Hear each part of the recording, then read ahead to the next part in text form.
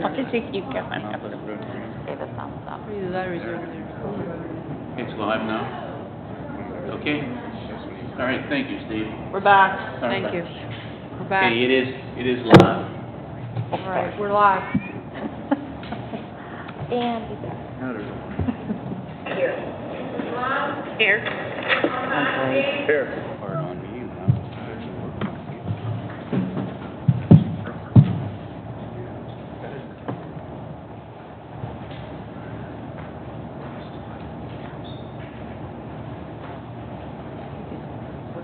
Yeah, he got there.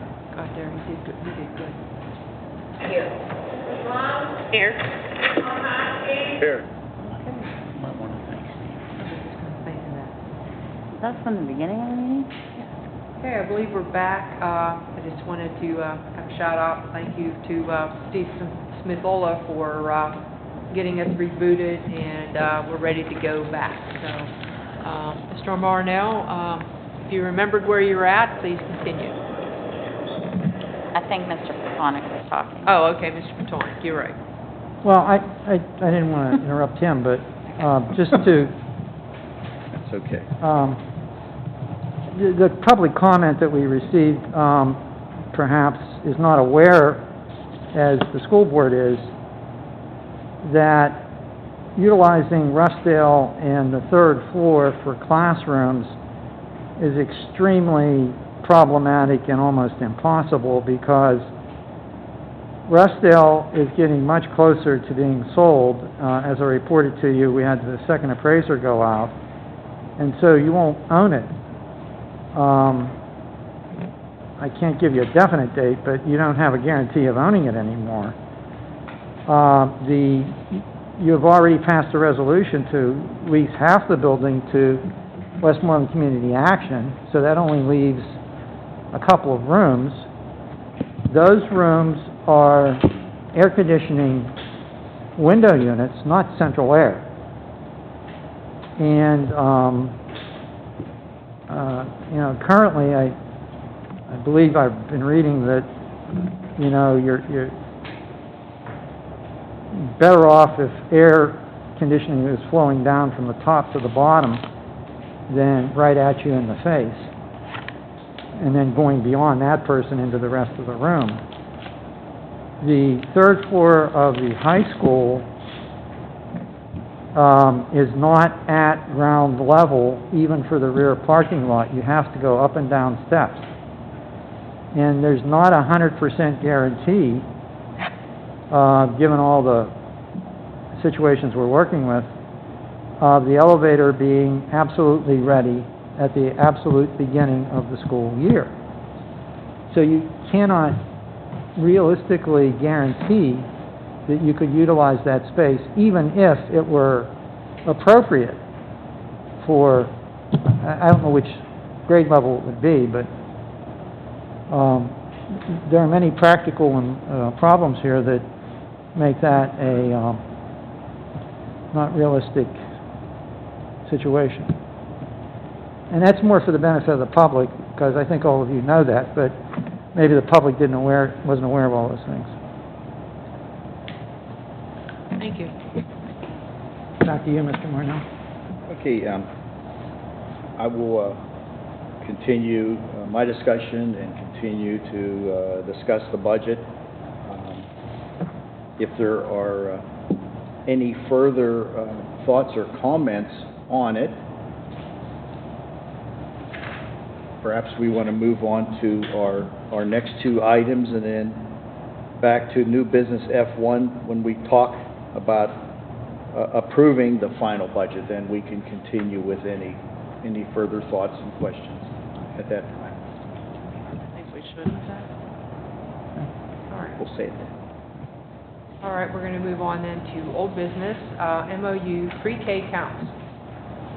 Board is asked to approve the MOU Memorandum of Understanding with PIC, Private Industry Council, and Southmoreland regarding the pre-K counts program at the Southmoreland Elementary School.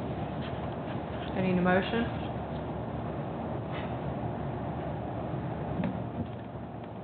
I'll make the motion. Mr. Carson, second.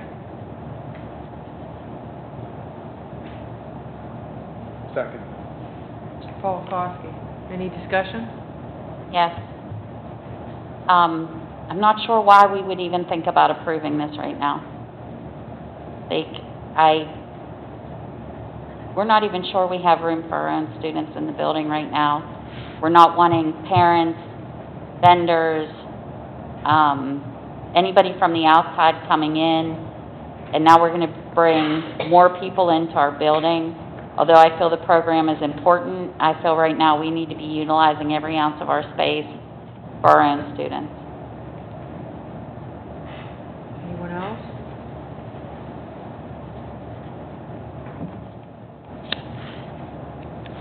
Is this something that can wait? In fairness, we'd have to give them duly notice to, sure they're making plans on their startup. Here's the question I have, and I think I asked it before. Will they have to adhere, I know they'll have their own rules, but will they have to adhere to our school's rules as well? Yes. Okay. Good to know. Anyone else? Roll call, please. Mr. Beistel? Yes. Mr. Carson? Yes. Dr. Pike? Yes. Mrs. Love? Yes. Mr. Polakowski? Yes. Mrs. Heather Smith? Yes. Mrs. Kristen Smith? Yes. Mrs. Williams? No. Mrs. Rhodes? Yes. Motion carries 8 yes, 1 no. Rough payment of appraiser's invoice. Whereas Marico S. Lignelli has completed his appraisal and affidavit and submitted an invoice pursuant to the terms of his appointment, now therefore, the board is asked to approve and authorize the treasurer to pay the invoice in the amount of $2,850. Need a motion? I'll make the motion. I'll second.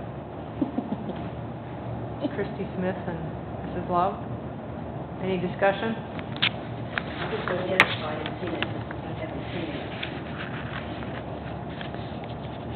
When are we gonna see it, Dave? You actually approved this whenever you hired him. And just to be completely transparent, I brought it back to you. I would like to release both of them at the same time. Okay.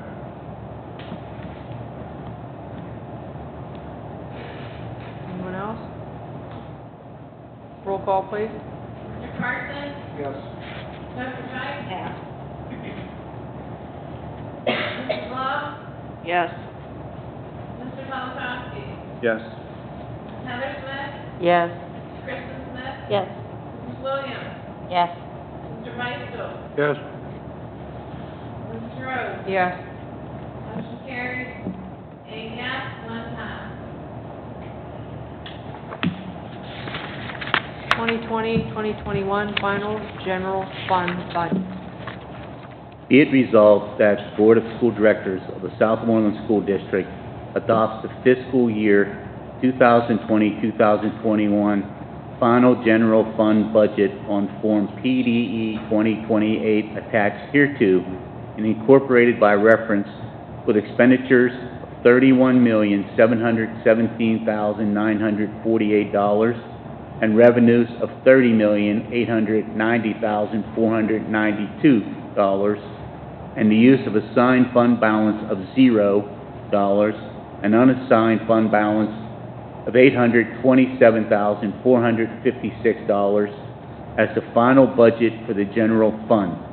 This requires millage of 83.0500 mills for Westmoreland County and 16.2246 mills for Fayette County by separate resolution. I need a motion.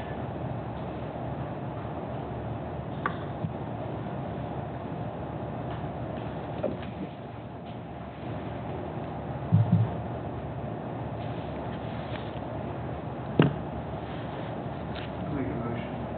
Mr. Carson, second.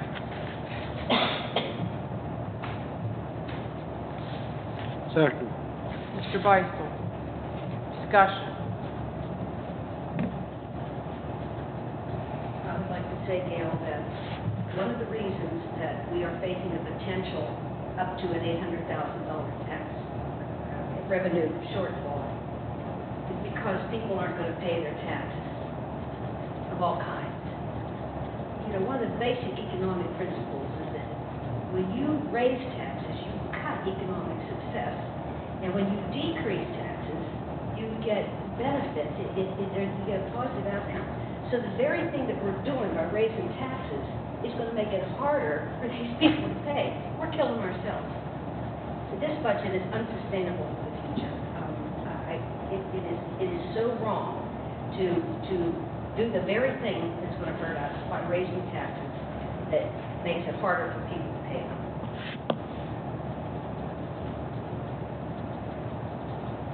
Word discussion, anyone else? Yeah, I have to say that I'm struggling to know what to do with this, because this is the only option we were given. This is it. I mean, we haven't said, okay, well, you could try this path, you could try this path. I'm confused because we have a surplus. I'm confused because we're going to be $800,000 in debt. I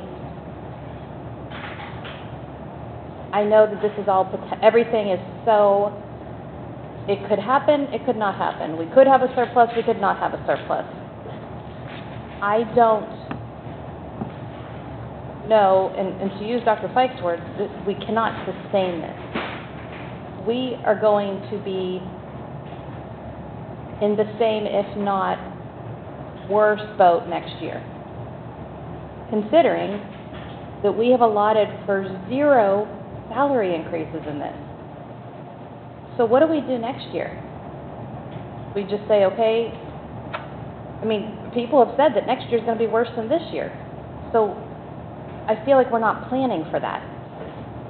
I don't know what the answer is, and if anyone else does, tell me. I mean, I don't know.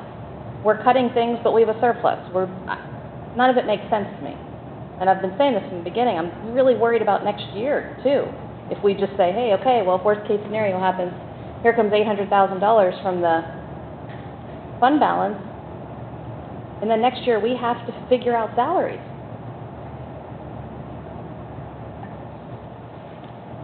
I mean, am I the only one that's confused? We can't sustain this, so I don't see how this is the best option.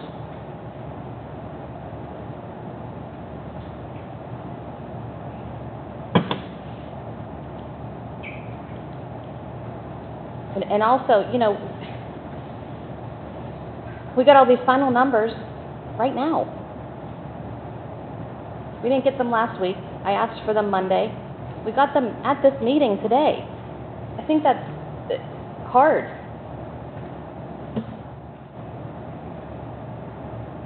They weren't on board docs. We're handed a paper today at the meeting saying what these numbers are. I don't think that's okay. And the public sees nothing because it's not on board docs. Can we even do that? There's no budget on board docs, and we're voting on the budget tonight. Nothing. Christie, wouldn't this motion have been on board docs? The motion is on board The docs. motion is on board docs, yes. But there's no attached budget, there's no attached front sheet, there's nothing. No, but the numbers shows that If someone would have come and wanted to look at it, would they have been able to? I have a problem that we have, you handed us all these I don't papers know. again tonight, and one of the things that jumps out at me is that we had a January 9th paper, which we never saw. I think we saw the 15th, we saw the 23rd maybe, and then we don't have anything again until April 23rd.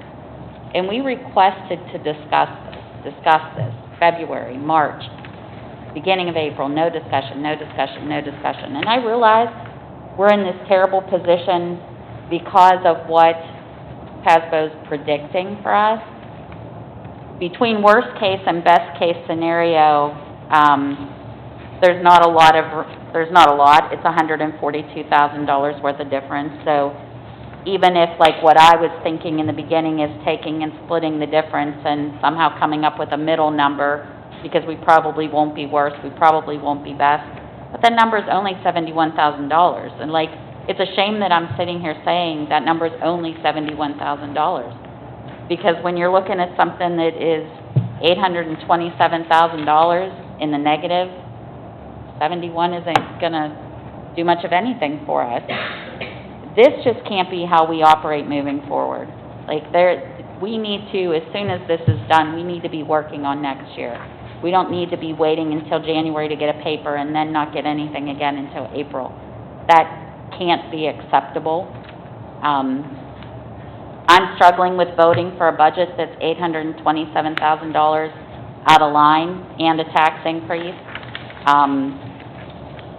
You know, I mean, to part of what Dr. Fike said about people not paying their taxes, like, it goes far beyond that. The people don't have the money. Like, they're not working. If you're not working, you're not paying local taxes. Even if you're receiving unemployment, you don't pay local taxes. So that's where our deficit's gonna come from. That's not even taking into account the people that won't be able to afford to pay their property tax. So, I mean, it just could keep going and going and going. And I agree with Christie, we're gonna be in the same position next year because our expenses outweigh our revenue all of the time. We are never gonna, if we literally take $827,000 from our fund balance, we have zero potential of ever replacing that money to the fund balance until we're looking at down the road when our debt is paid off for the buildings. And by that point, these buildings are gonna be in such disrepair that do we really have money to put back in there, because we're gonna need to be making repairs. Those are just things that are bothersome to me when I look at this number, and I know we've added and we've made some cuts and had to add extra expenditures, and I still don't even think we're accounting for everything that we're gonna be facing. So, that's just my comment.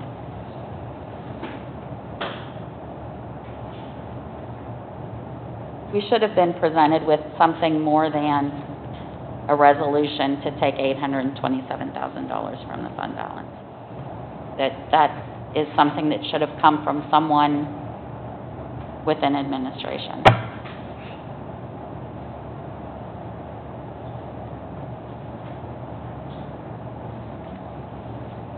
Other comments? Anyone else?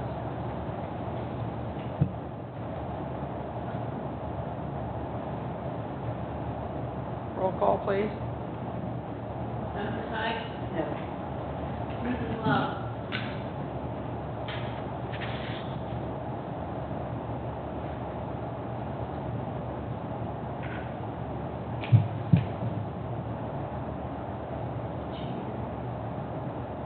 Mrs. Love? Yes. Mr. Polakowski? Yes. Mrs. Heather Smith? No. Mrs. Kristen Smith? No. Mrs. Williams? No. Mr. Beistel? Yes. Mr. Carson? Yes. Mrs. Rhodes? Yes. Motion carries 5-4 no.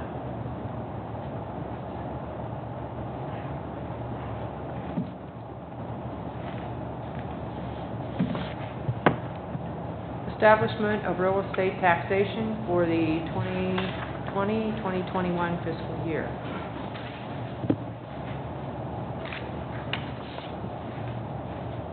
Be it resolved that the Board approves the adoption of the following real estate taxes in accordance with Section 687 of the School Code of 1949 as amended. Number one, a tax of 83.0500 mills upon all real estate subject to taxation within Westmoreland County and the Southmoreland School District.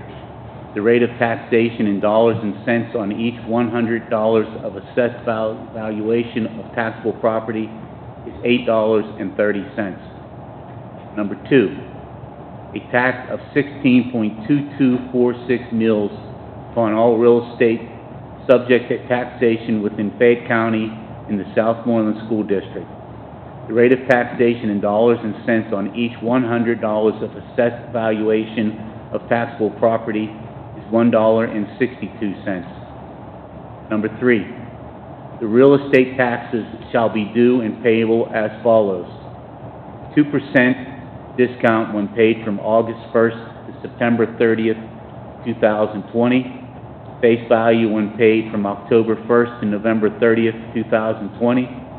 10% penalty when paid on December 1st, 2020 and thereafter. I need a motion.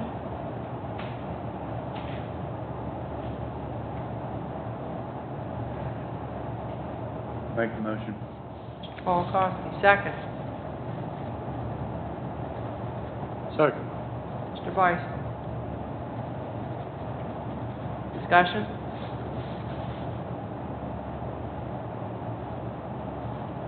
Roll call, please. Mrs. Love? Yes. Mr. Polakowski? Yes. Mrs. Heather Smith? Yes. Mrs. Kristen Smith? Yes. Mrs. Williams? No. Mr. Beistel? Yes. Mr. Carson? Yes. Mrs. Rhodes? Yes. Motion carries, 8, 1 no. Dr. Feist? You wrote no? No, it would be 7, 2 no. Continuing taxes for the 2020-21 fiscal year. Be it resolved that the Board approves the continuation of all taxes levied by the School District of Southmoreland in full force and effect, including those under Act 511, the Local Tax Enabling Act, 53 PS Statute 6901 et sec, earned income tax according to Act 511 at 1/2%, emergency and municipal service tax according to Act 511 at $5 per person, and real estate transfer tax according to Act 511 at 1/2%. I need a motion. Make the motion. Mr. Paul Coffey, second. I'll second. Mrs. Williams. Discussion? Are these the same as they were last year? Yes, Same thing? yes. That's okay. Anyone else? They haven't gone up. They pretty much can't.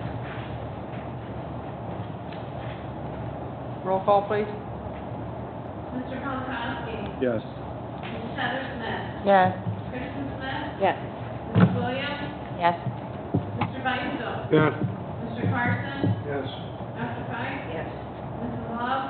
Yes. Mrs. Rhodes? Yes. Motion carries, 9-0. Homestead and Farmstead exclusion resolution. Resolved by the Board of School Directors of Southmoreland School District that homestead and farmstead exclusion real estate tax assessment reductions are authorized for the school year beginning July 1st, 2020, under provisions of the Homestead Property Exclusion Program Act, part of the Act 50 of 1998, and the Taxpayer Relief Act, Act 1 of 2006, as follows. Number 1, aggregate amount available for homestead and farmstead real estate tax reduction. The following amounts are available for homestead and farmstead real estate tax reduction for the school year beginning July 1st, 2020. A, gambling tax funds. The Pennsylvania Department of Education, PDE, has notified the school district that PDE will pay to the school district during the school year pursuant to Act 1, 53 PS 6926.55B as a property tax reduction allocation funded by gambling tax funds, the amount of $938,192.10. B, Philadelphia Tax Credit Reimbursement Fund. PDE has notified the school district that PDE will pay to the school district during the school year pursuant to Act 1, 53 PS 6926.2343 as reimbursement for Philadelphia tax credits claimed against the school district earned income tax by school district residents, taxpayers, the amount of $447.88. C, aggregate amount available. Adding these amounts, the aggregate amount available during the school year for real estate tax reduction is $938,639.98. Number 2, homestead, farmstead numbers. Pursuant to Act 50, 53 PA, CS 8584I, and Act 1, 53 PS 6926.341G3, the counties have provided the school district with certified report listings, approved homestead, and approved farmstead as follows. A, homestead property number. The number of approved homesteads within the school district is 4,168, 3,429 in Westmoreland County, and 739 in Fayette County. B, farmstead property number. The number of approved farmsteads within the school district is 55, 47 in Westmoreland County, and 8 in Fayette County. C, homestead, farmstead combined numbers. Adding these numbers, the aggregate number of approved homestead and approved farmstead is 4,223. Number 3, real estate tax reduction calculation. The school board has decided that the homestead exclusion amount and the farmstead exclusion amount shall be equal. Dividing the paragraph 1E aggregate amount available during the school year for real estate tax reduction of $938,639.98 by the paragraph 2C aggregate number of approved homesteads and approved farmsteads of 4,223, the maximum real estate tax reduction amount applicable to each approved homestead and to each approved farmstead is $222.27. 4, homestead farmstead exclusion authorization, July 1st, 2020 tax bills. The tax notice issued to the owners of each approved homestead within the school district shall reflect a homestead exclusion real estate assessed value reduction equal to the lesser of A, the county established assessed value of the homestead, or B, paragraph 4, maximum real estate assessed value reduction of $2,676.34 in Westmoreland County and $13,699.60 in Fayette County.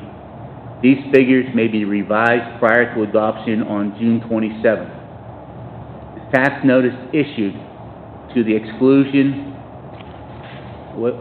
tax notice issued to the owners of each approved farmstead within the school district shall reflect an additional farmstead exclusion real estate assessed value reduction equal to the lesser of A, county established assessed value of farmstead, or B, paragraph 4, maximum real estate assessed value reduction of $2,676.34 in Westmoreland County and $13,699.60 in Fayette County.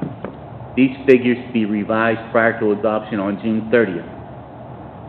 For purposes of this resolution, approved homestead and approved farmstead shall mean homesteads and farmsteads listed in the report referred to in paragraph 2 above and received by the school district from the county assessment office on or before May 1st pursuant to Act 1, 53 PS 6926.341G3 based on homestead farmstead applications filed in the county assessment office on or before March 1st.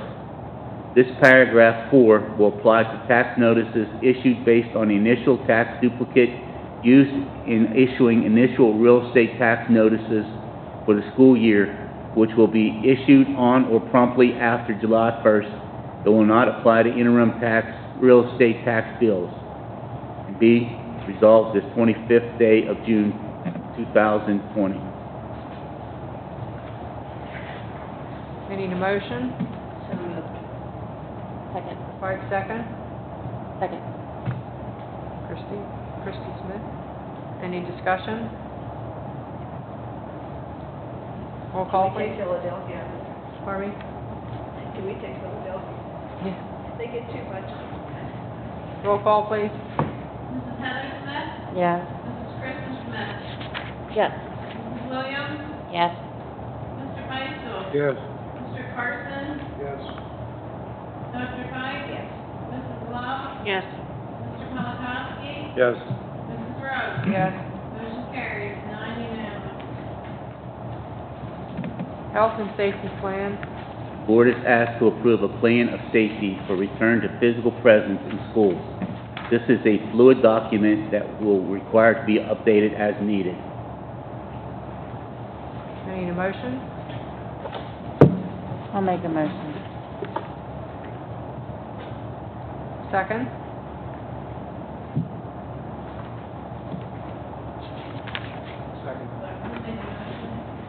Mrs. Heather Me. Smith. Second was, Mr. Corson. Any discussion? Who wrote that? Basically.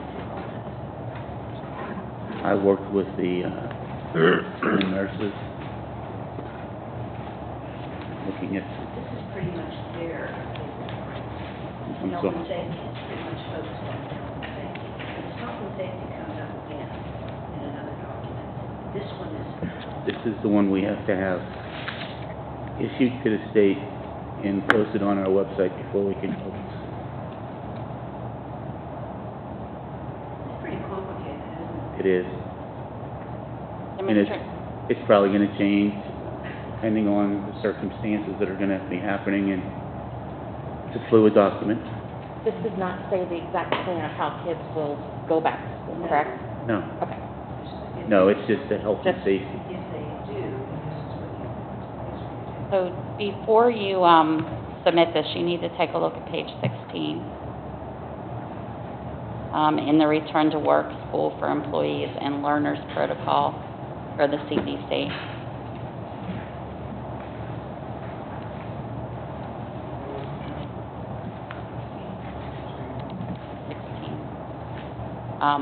It doesn't list our school district appropriately. Oh.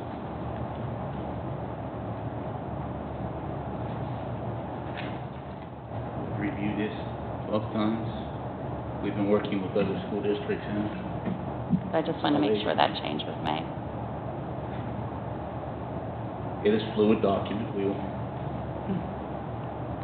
say this is going to be put on the internet. It's already there. yeah, It's it's, already there.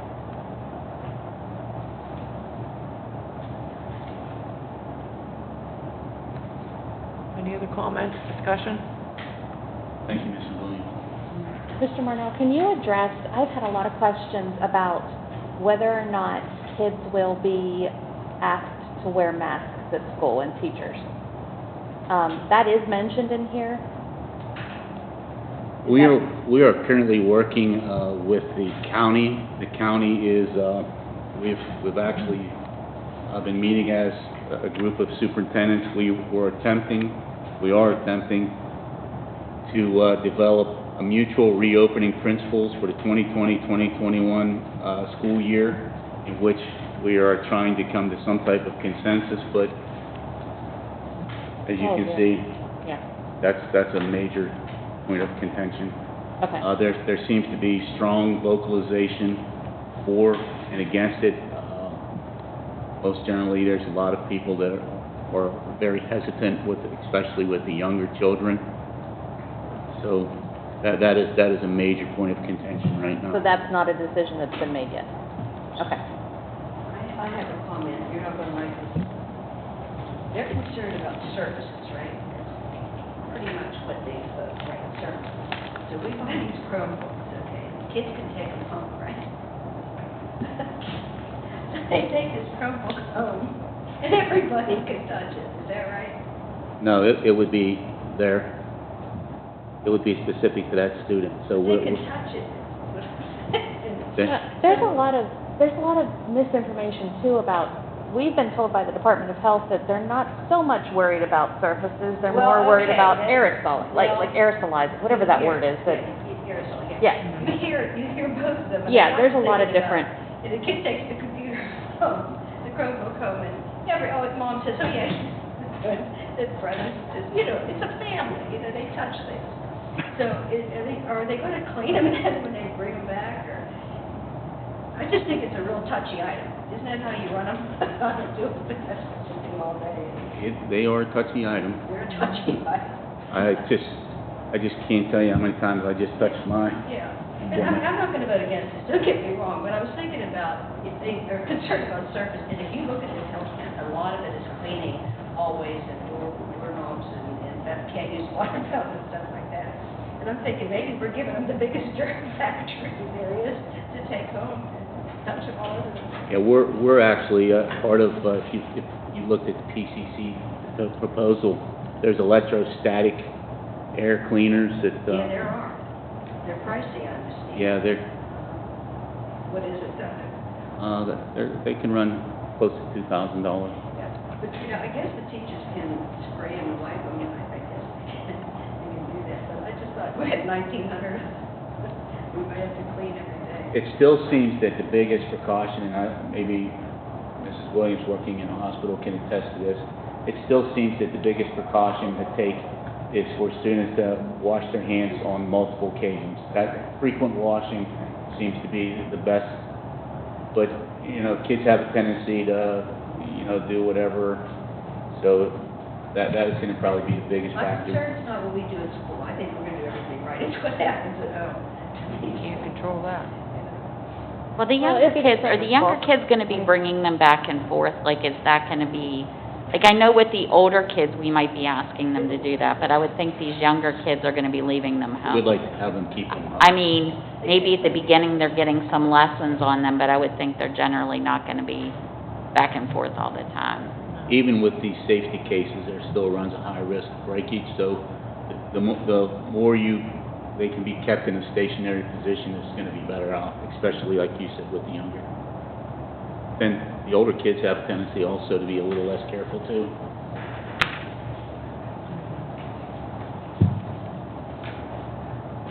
Anything else? Anybody else? Roll call, please. Mrs. Smith? Yes. Mrs. Williams? Yes? Mr. Beistel? Yes. Mr. Parsons? Yes. Dr. Cox? Yes. Mrs. Love? Yes. Mr. Polakowski? Yes. Mrs. Heather Smith? Yes? Mrs. Rhodes? Yes. Motion carries, 9 unanimous. Revision athletic plan, including the band. Board is asked to approve the district's athletic reopening plan, including the band, and I have included that as an attachment. We've now got something that we can get the marching band up and running. Need a motion? I'll make that motion. This is Kristen Smith, second. I'll second it. Mrs. Williams, any discussion? Yeah, Peggy brought out that, fit into those instruments, right there. Fit in. And I found out that the kids actually have a thing called a spit rag, okay? So anyhow, if you look down here, it says students are not to share instruments or mouthpieces. They will be encouraged to disinfect them. They should be required to do that. And it says here, do not let students share instruments. We forbid students from sharing instruments. I think we need to be very firm, considering the oral contact that is involved and the digital contact on others, But I just think it's not encouraged. I think we require it. I think we forbid them to share this stuff. But they do have a spit rag, and they just jam it back in the case, and that's probably not a real good thing not to look into. Am I wrong that they do that? Now, this is also a fluid document too, that's gonna have to be modified, Okay. depending Well, those were on, my suggestions. on circumstances that arise. We forbid. We really don't know, we're trying to predict what occurrences are gonna happen, but it has to be a fluid document being able to be modified. It's tough to have a band and all those instruments and still be perfect about this, that's tough. See, that's that's a tough thing to do. So, maybe we just preach to the kids, don't let anybody else spit into your instrument, something like that. But I think instead of encourage, it should be forbidden and stuff like that. I just think just those few words, I've encouraged my kids to do a lot of things that didn't happen, but when I forbid them, it was different. Anyone else? Roll call, please. Mrs. Williams. Yes. Mr. Beistel. Yes. Mr. Carson. Yes. Dr. Cox. Yes. Mrs. Love. Yes. Mr. Polakowski. Yes. Mrs. Heather Smith. Yes. Mrs. Kristen Smith. Yes. Mrs. Rhodes. Yes. Motion carries, 9 unanimous. 2020-2021 revised school calendar. Board is asked to approve the revised 2020-2021 school calendar, and the reason why it was revised was to upfront as much professional development for our faculty as possible. Need a motion?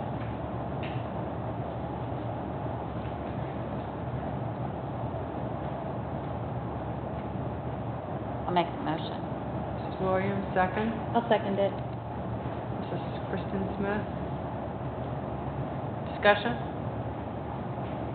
May I ask a question? Mr. Mann, I can't pull up the last one. Does this mean that were kids going back, what day were kids going back to school? Do you remember? Just so we can publicly say, okay, now it looks like they're going to be going back to school on August 31st instead of, was it the Monday before? Or was it always? No, it was, we had 2 in-services and a clerical, I believe it was the 26th. Okay, so they were going back on the 26th, now they're going to go back on the 31st. Yes. But the end date is still the same. No, we had to push it back for the Monday, last day of instruction Yeah, is is the 4th. is the 4th. It was the Teacher. 4th before, right? Might have been the 3rd. I think it was, Okay. So it doesn't Looking. really, it doesn't extend it in the summer, it's not a huge, it just, we You're tried to putting stay the away professional from the development holiday in front. sector too, because Yes. I know that at this point in time, some families have probably already made some type of arrangements. So we tried to minimize the impact on the actual calendar itself as much as possible, while still providing as much upfront professional development. And there are still Act 80 days in there that we build in to periodically reassess what we need to provide any type of professional development for our teachers. so, and the other thing is, I noticed there's still snow days in there. Now, if we do this virtual learning, do we need to have snow days? We have not yet received approval from the state for our flexible instruction days. Okay, That application is not due until September 1st, oh, and hopefully, it states that the state is going to readily approve, but then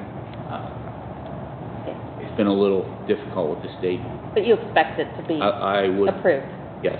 So that's another bonus of this, is It's that? probably going to be, they're indicating the possibility of 5 days.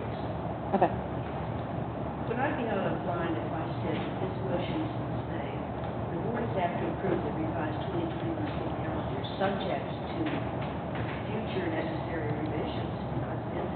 Because this is going to be a fluid document.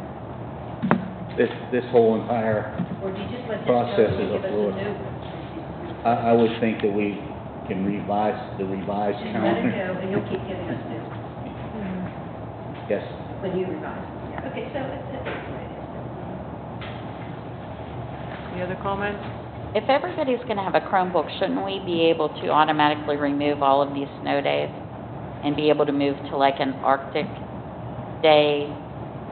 It's called something else in West Virginia, but they have things built into their Chromebook so that counts as a school day, not necessarily just a day off. So I think we need to look at that, because if we're going to provide these Chromebooks, would be a way to eliminate these snow days in the calendar.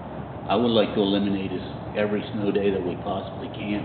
I mean, it's nice to have the ones over breaks, like Easter break, but then they could just be truly a break instead of the possibility of having to go to school. I would just like to see the Chromebooks utilized in those types of circumstances too, so that we're not adding to the school year. Because technically, then we could still be done on the same day that we were to be done before. They only allow 5 days though, right? Yes.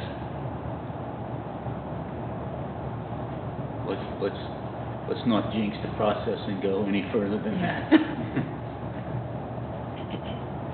Well, that's the same plan you have to submit. That's how you do that? Okay. Roll call, please. How do we go about doing that, using Michelle's idea, get rid of the snow days? Well, we can, Having online instruction, shortening the year. we can send out a blast, please, check, your teacher's assignment. But we still have to get it approved first. Yeah. Yep. Hopefully, as we are progressing, we're going to be not only instructing our kids on the actual content, but we're going to be giving them the tools to be successful in utilizing the equipment too. So a lot of the upfront, I want to say professional development for our students is going to be, especially maybe probably at the younger levels, is actually how to use the equipment and how to be able to log on when we meet those circumstances. I would like to really, I think it's great if we can do away with snow days.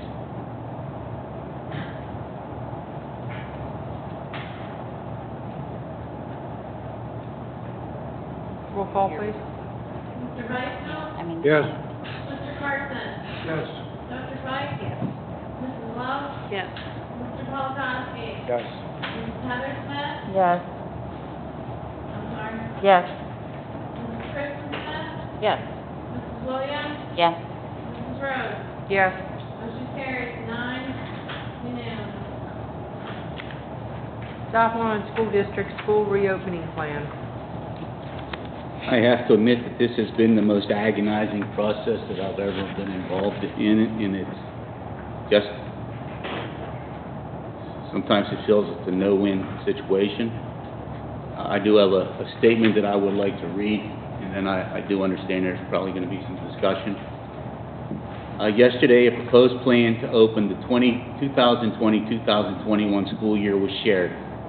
That plan was presented to a group of stakeholders that included teachers, support staff, parents, school board members, community members, administration from other districts, and administration from the intermediate unit after 2 previous meetings to consider, discuss, and weigh the many factors and concerns that this uncertain school year has raised for us. The school board will be asked to consider this plan and to vote to support it or choose not to do so, or another third option could be to table it. Since the sharing of the plan, questions regarding the proposal have been posed. It should be made clear that the plan is fluid. It is a recommendation that is grounded in anticipation of the possibility that we may not be able to return to school fully at the outset of the school year. Our preference is to open the 2020-2021 school year under normal operations, with our entire student body attending our traditional brick-and-mortar buildings every day. However, in response to the COVID-19 pandemic, we have drafted a plan that will first be safe for our students and staff, and second, will provide the greatest educational opportunity possible under these unprecedented conditions. Our interpretation of the most recent safety guidelines led us to determine that under the current circumstances, Southmoreland School District cannot open with our entire school population in attendance on campus. Our concern centers on our ability to provide safe environment for our students and faculty. Currently, the scenario we find ourselves working within negates the option to just open, as there are many questions remaining. However, our desired outcome is to fully return to campus, and we continue to plan in a manner that allows us to pivot into our traditional brick-and-mortar schedule when it is safe to do so. Some have suggested that we open in a purely virtual environment. At this point, it has not been confirmed that virtual learning will count toward the required 180 instructional days. As of yesterday, June 24th, 2020, the Pennsylvania Secretary of Education, Pedro Rivera, issued a statement, which if you hit that link, it will take you to it, imploring districts to overcome our current challenges and offer some framework for person-to-person instruction. We believe in public education. We believe in our teachers. We believe in our students. We believe in our community. The Southmoreland School District must evolve into a school system that offers blended learning opportunities. Please note, however, that we do not intend to become a cyber school. Our greatest asset is our instructional team, and asking them to become solely cyber instructors is not practical, nor is it appropriate. It is recognized that under the aforementioned conditions, student populations buildings would have to be limited. Like many of our contemporary districts, we have had to rethink educational delivery models and the creation of a schedule in which students would receive both in-class and distant instruction. Variations of these models were considered, such as a 2-1-2 proposal. In a 2-1-2 model, one group of students would attend Monday and Tuesday, while the other would attend Thursday and Friday. Wednesday would be reserved as a virtual instruction day. Another proposed model would be a 2-1-2, where one group would attend the entire week and another the next week, with Wednesday serving as virtual instruction day. We recognize that face-to-face instruction for our students for sequential days followed by 5 to 9 days without direct teacher instruction was a superficial attempt at education. We believe teachers are our greatest asset, and maximizing teacher face time with students is a priority.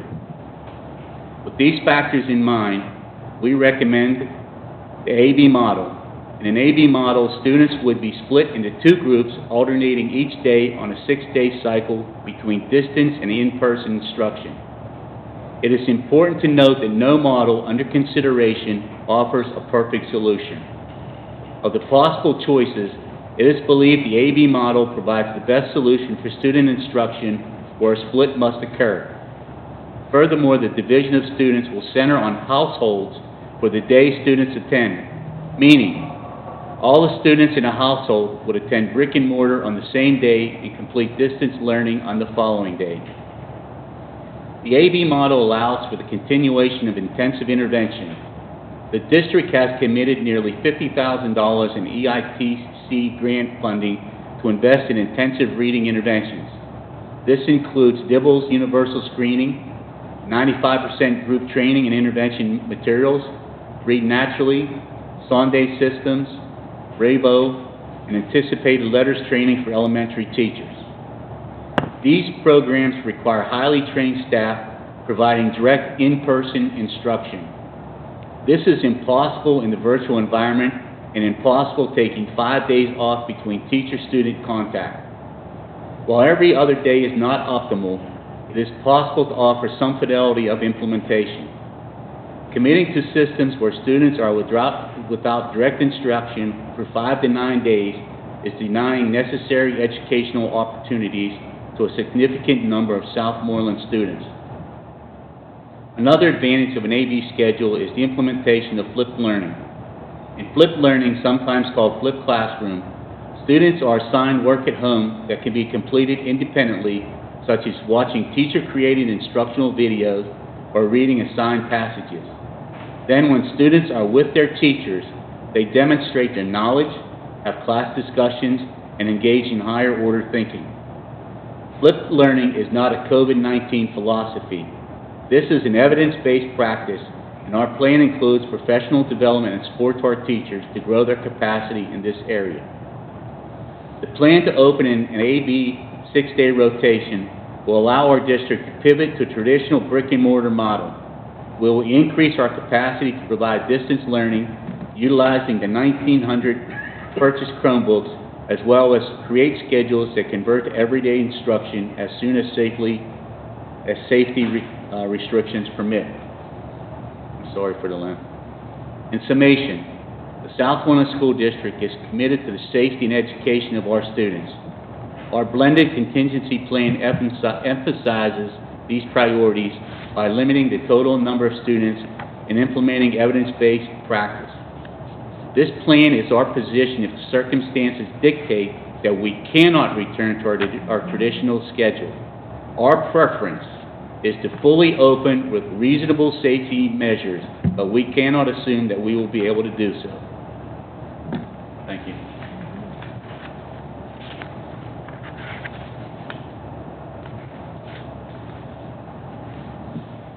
We need a motion. I'd like to make a motion to table this.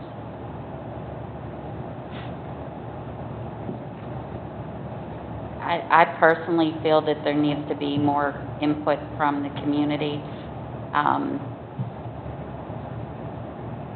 I'm, again, very concerned about the budget and numerous phone calls, numerous messages, numerous things I have read where people are wanting to pull their kids out if we move towards this.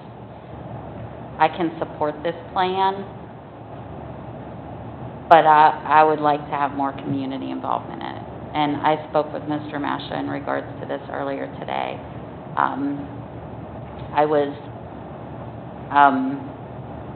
When I saw the other school district on that other form, I went to their site. They are holding some Zoom meetings. I don't know if you're aware what Ligonier Valley's doing, but they're holding some Zoom meetings according to buildings. There's numerous different times because they can only have so many people on each Zoom. If you only have kids in this building, this is your times. If you only have kids in this building, if you have multiple children in multiple buildings, there's a different time. I don't know if we can allow we're moving back on the 11th to public meetings. I realize only so many people will be able to be in there at a time, but I just feel there needs to be more involvement from teachers. I question in this plan when teachers we're asking everybody to step off their online experience for their students, and I don't see where that's allotted in this schedule. When you have a 5-day on, granted, your students aren't here every day, but somebody is with that teacher every single day, and I realize there's a half-hour planning time, but they're already using that planning time to plan for their in-person, just as they were before. If they're going to be in the building the same amount of time as they were last year, when is the planning, when is the preparing, when is the loading your documents up onto the Google Classroom or whatever platform we use? I'm not seeing that in this plan, so that's a concern for me.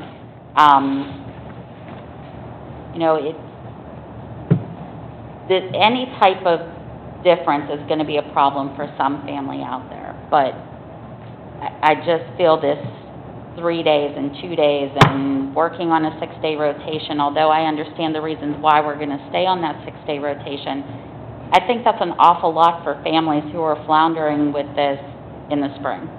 So that's where my concern is. We heard from 2 people this evening. I just feel like there's more people out there. I feel participating in a meeting over the phone has been a difficult situation. In fact, these 2 people had tried to reach out earlier and hadn't gotten through, and if Christy hadn't received a message, we may not even know that they were trying to get through. Those are my reasons. I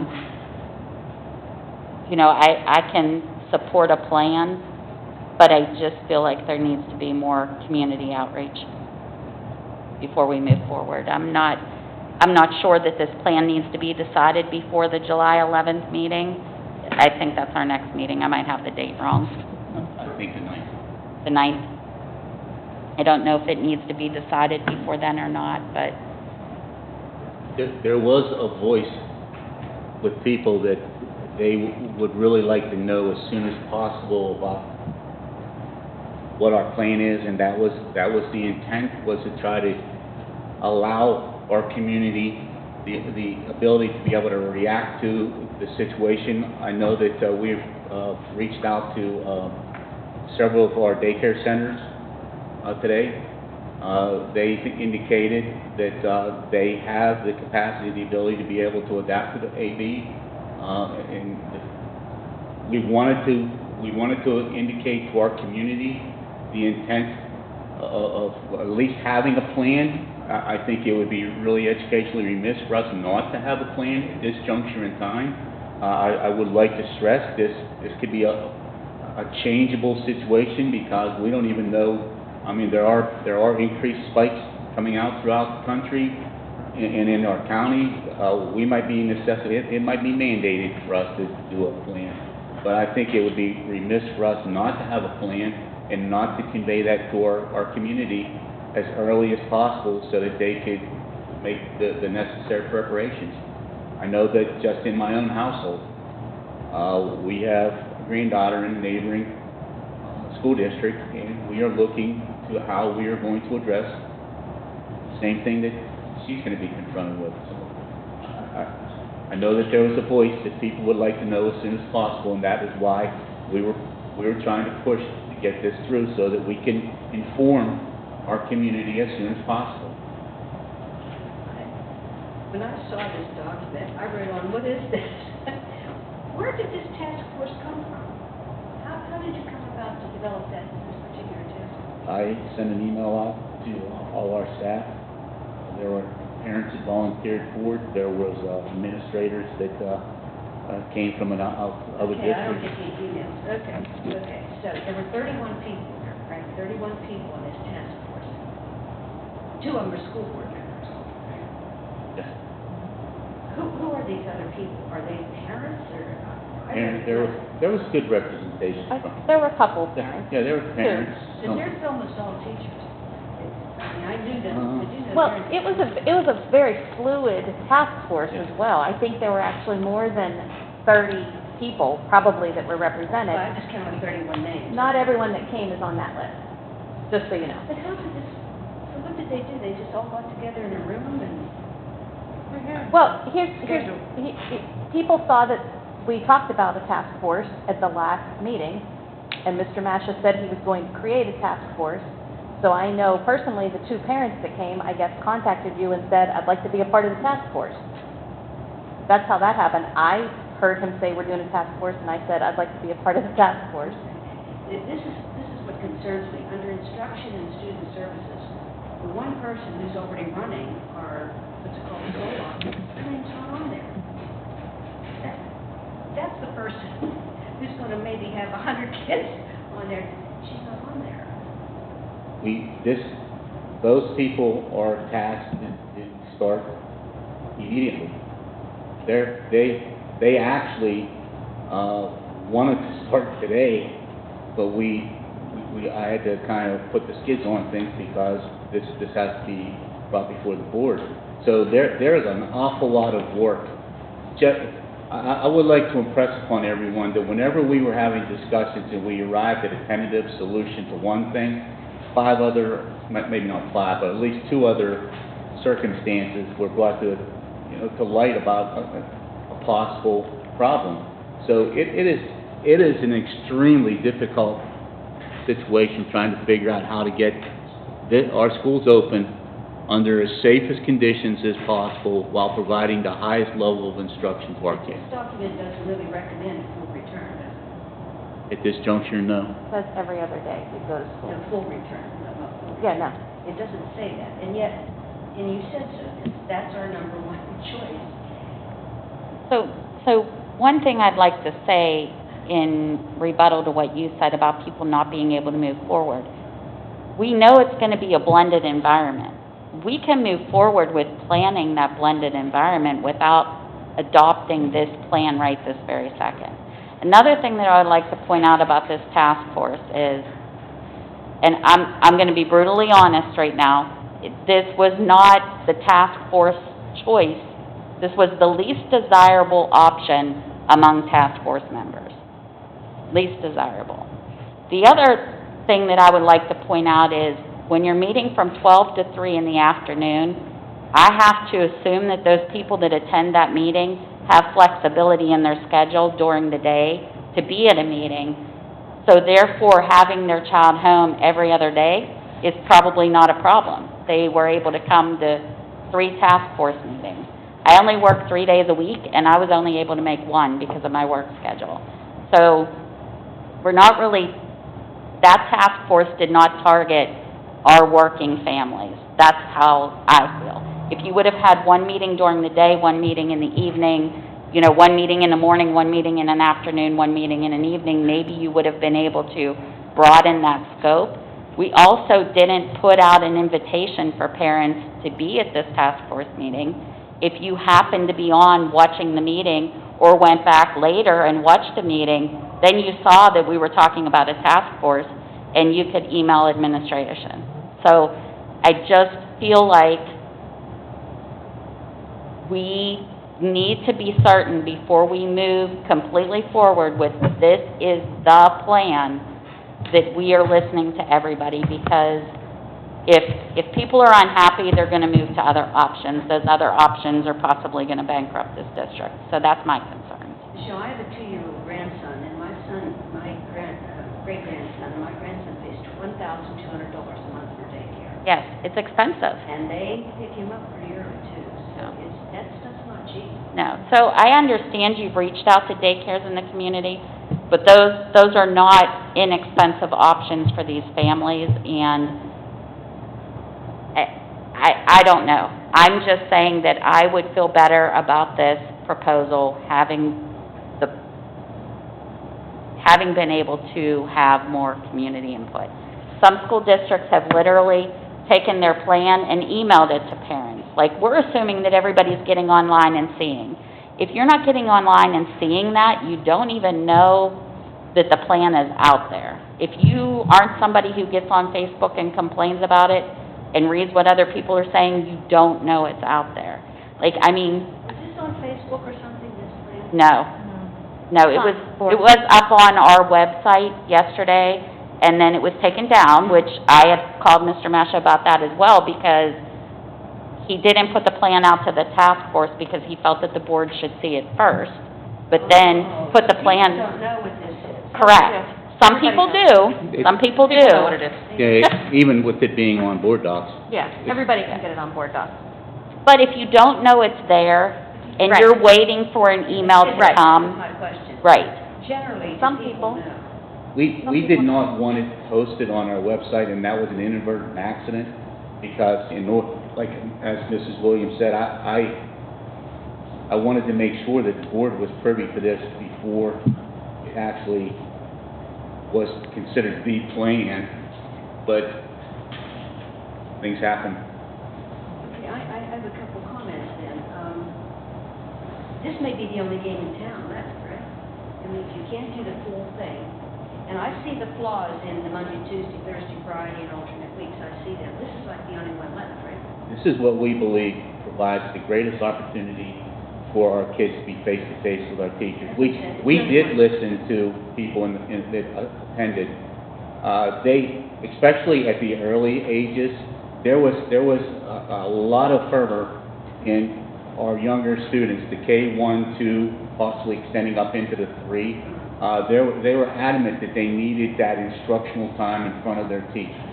And I agree. My granddaughter's going to be a first grader. I think I think the school districts have done a tremendous job under the circumstances, but if it wouldn't be for the fact that my wife and I both are educators, I think that my granddaughter would have probably missed out on some education because of the circumstances. So we believe that providing the greatest opportunity for our kids to be in front of our teachers is awesome. But if we vote on this, and if people don't like us, they're going to call us every name under the sun. I'm not worried about being called names. I'm worried about everybody pulling out. That's my concern. Hey, Michelle, would you object to this? Remember you did that survey, and you told us what % of people would send their kids back. Do you have that readily there? It was 125 students, but that's before we had a plan. So, like, some districts, Penn Trafford, for example, is going to vote on Monday night to go back to school, completely back to school. 86% of their families wanted to go back to school, Yeah. brick and mortar. That's what I was getting at, Michelle. Yeah. I think that's one of the statistics that you read. Remember you did a survey, Vince, and you read to us a different percentage. If it's this many people would send their kid back, this many. Schools are permitted to reopen in accordance with past practice with no restrictions. Okay, that is 86.8. Wow. Schools are permitted to reopen with requirements related to social distancing, wearing a mask, and with limitations of student numbers. That was 59.5. We might be required to come back with masks on. You know, We're- kids don't do well with this. Yeah, I don't do well with those. You know, we can fluctuate between phase like this, the green phase, yellow phase, and all it takes is a couple cases of confirmed COVID in a school, and that's gonna drastically What? change. It's only gonna be one. Yeah, You said 86.8% of people said they would send their kids back full blown. under, If there were no if there were no restrictions. restrictions. No restrictions. That's high. If that's no restrictions. Yeah. So how many, I know you had that number of how many wouldn't come back. Yeah. Wouldn't come back? Yeah, like the actual number, not the percentage. Okay, under that first scenario, schools are permitted to reopen in accordance with past no restrictions. 1.6% said they would seek cyber schools, which is 22 students. Okay, schools are permitted to reopen, but with requirements related to social distancing and wearing a mask limitations.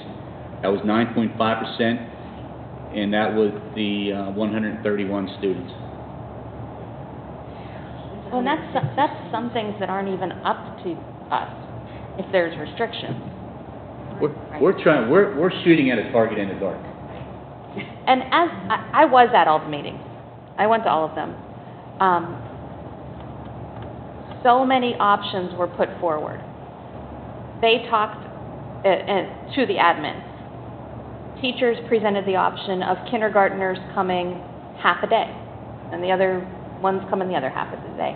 They presented the option of kindergarten, first, second, and third grade going every day and spreading them out throughout the district, and high school being all virtual.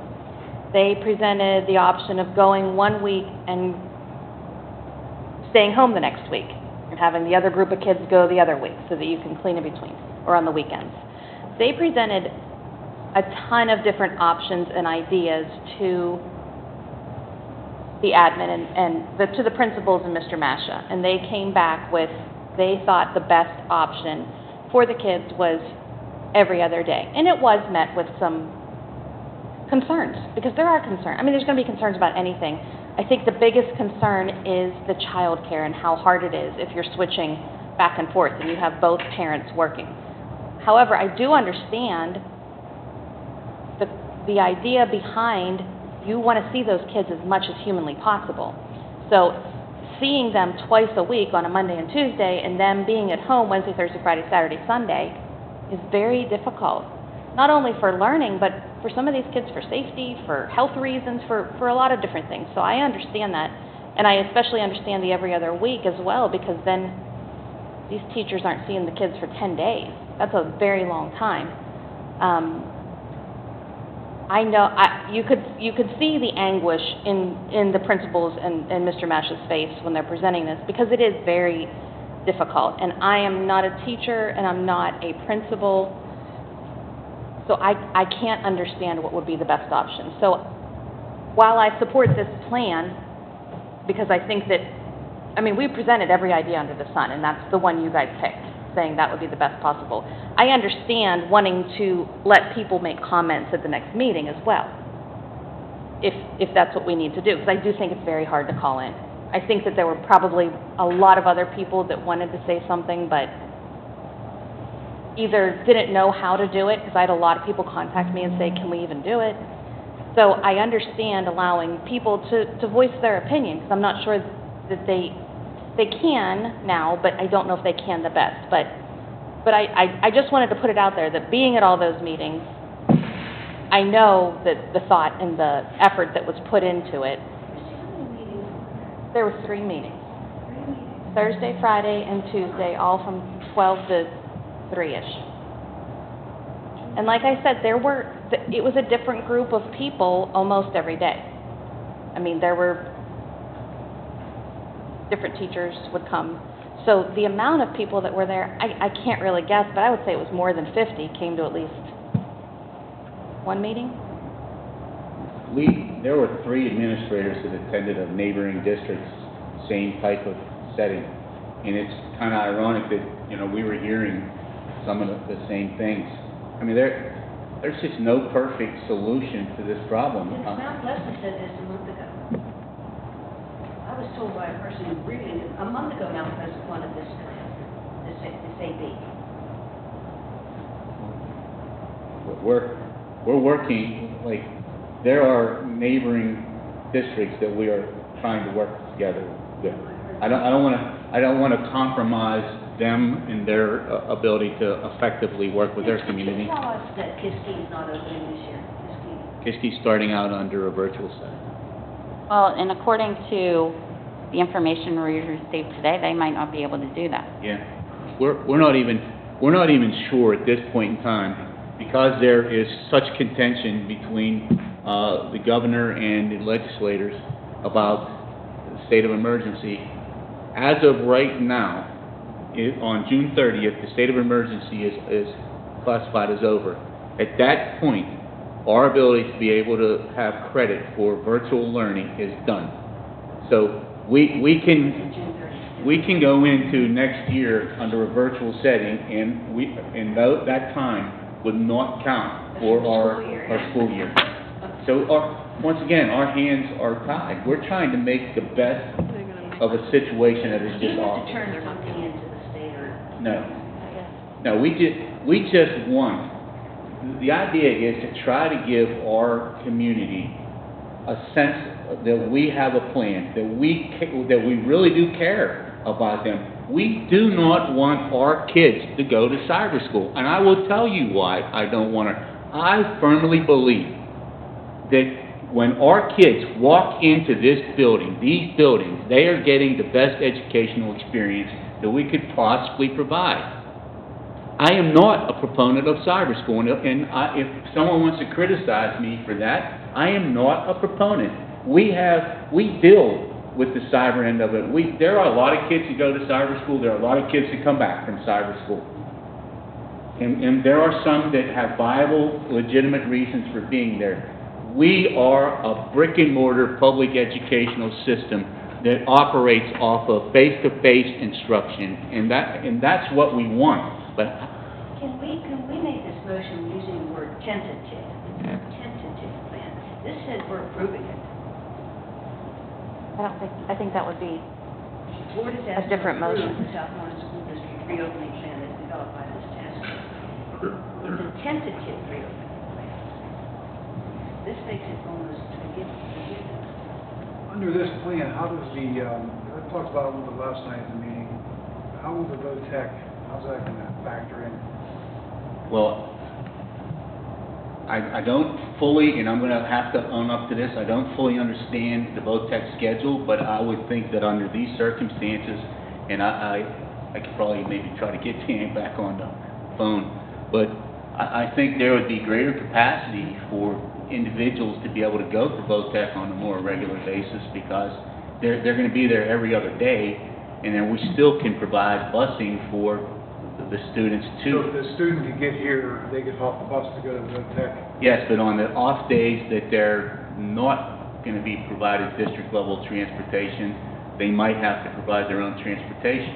And they talked last night about they're going to be adding more parking out there at the school, VOTEC, to accommodate the drivers. And, Yeah, I would be a proponent at our high school level of allowing more kids to drive.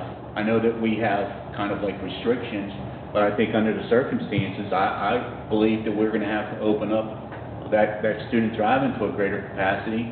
And I think really what's going to also have to happen is I think more parents might end up being involved in transporting their child back and forth.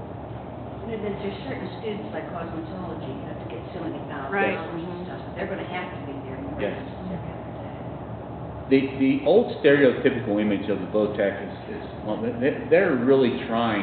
That is a very viable option for a lot of our kids. Absolutely. You know, I'm a big proponent of our VOTEC programs.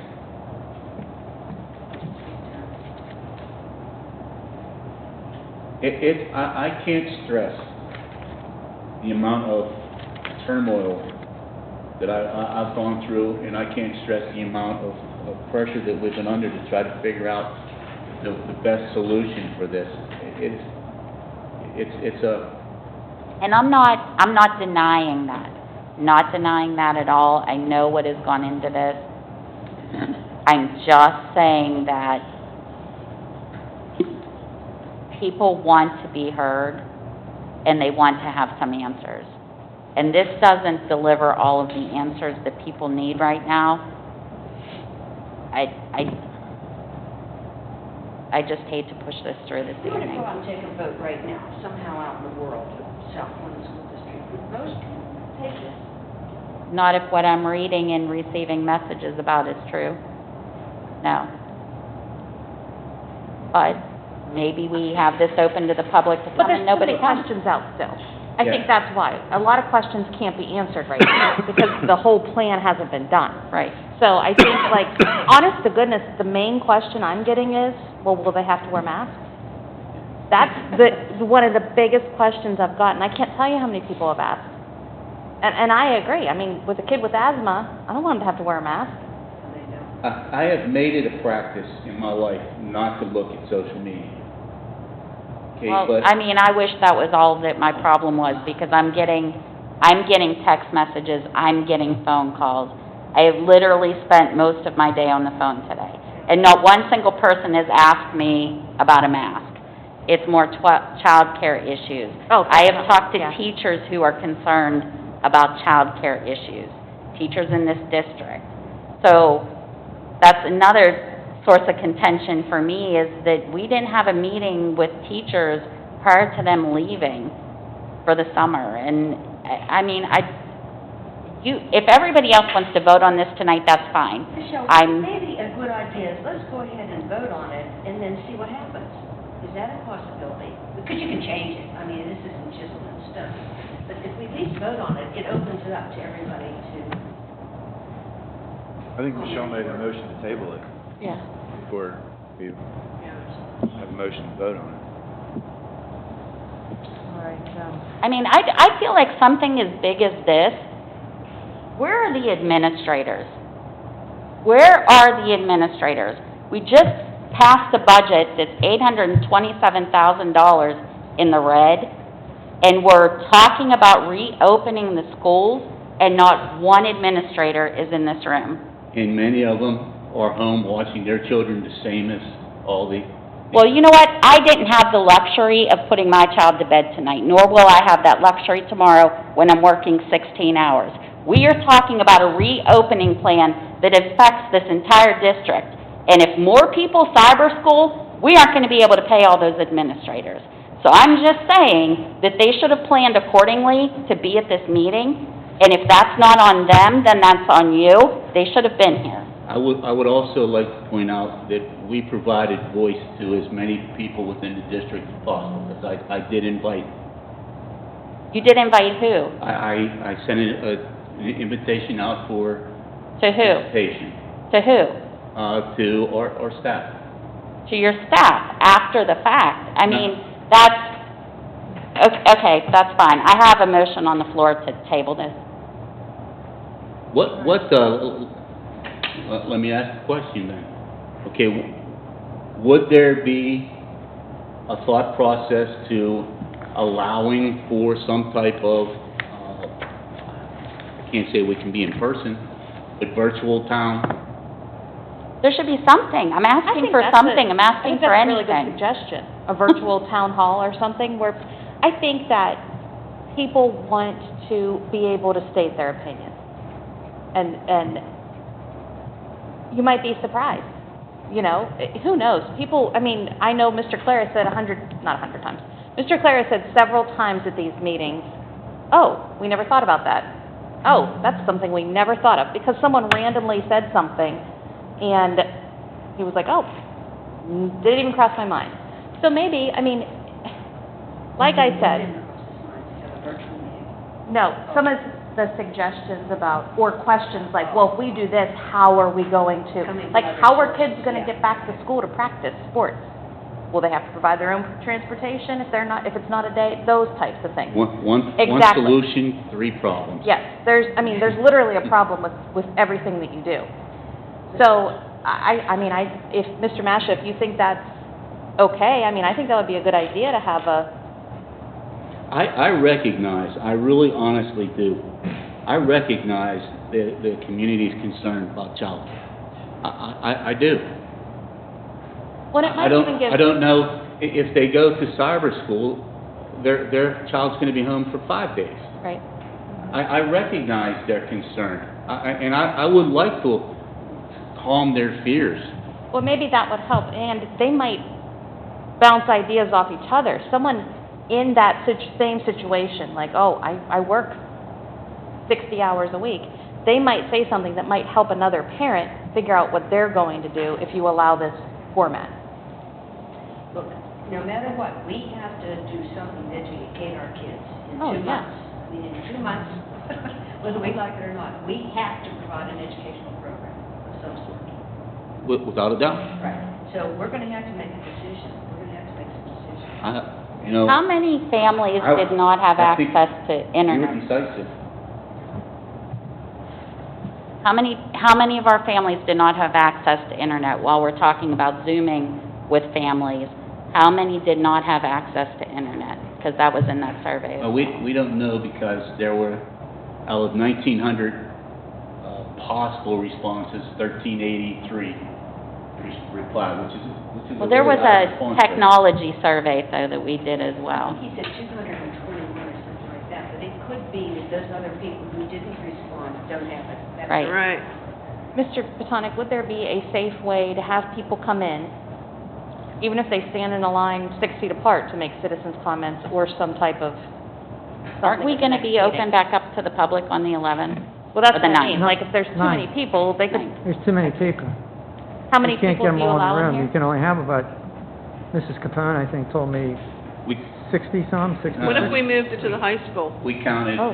On here, anywhere where there's a Auditorium. yellow little In the tag on auditorium. the Yeah. table, I think there's 40. 40.